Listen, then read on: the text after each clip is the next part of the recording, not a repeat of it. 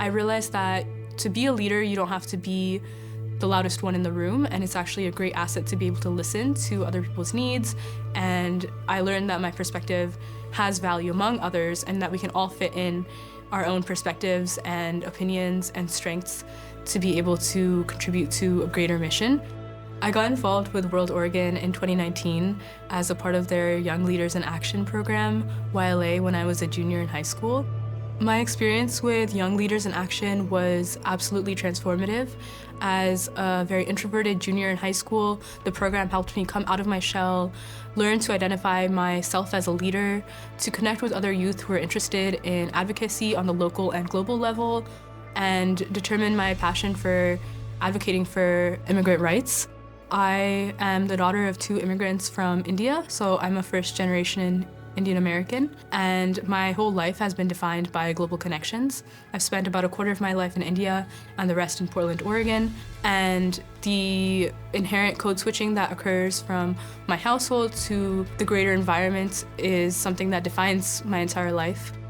The ability to connect with other people who are interested in global affairs through YLA was very validating for me. I didn't really encounter any space like that before I joined YLA through WorldOregon, and I didn't know that I could channel my experiences living with this duality of my South Asian identity and my American identity until I realized the kind of work that WorldOregon is doing, connecting the global with the local.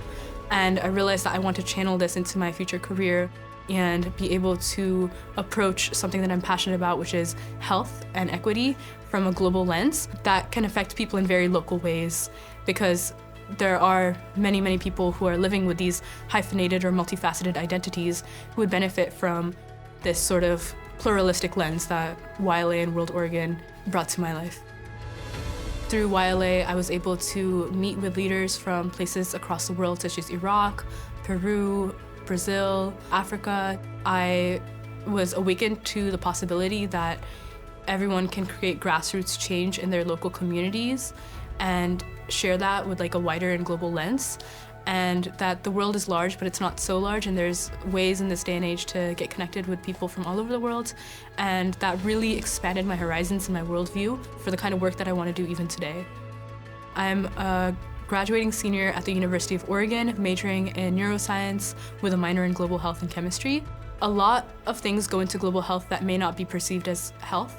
Housing access is health, food security is health, access to community building and community enrichment and socializing also contributes to our health.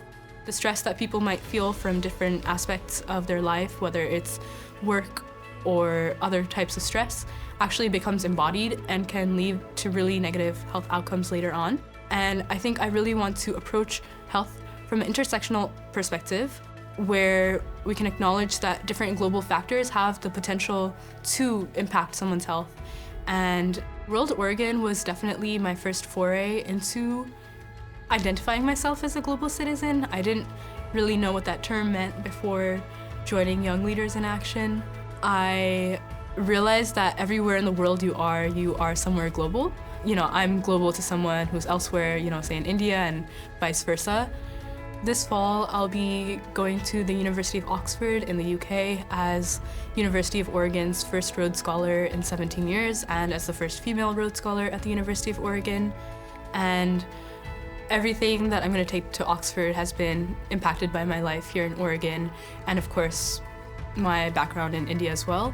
It really does take a village, and that includes my family, who has supported me through the different endeavors that I've undertaken in my life, getting to where I am now, and being able to be a Rhodes Scholar and go to Oxford did not happen by myself. It was something that was supported by countless people in different arenas of my life, whether it was my home, my institution, Oregon, or WorldOregon.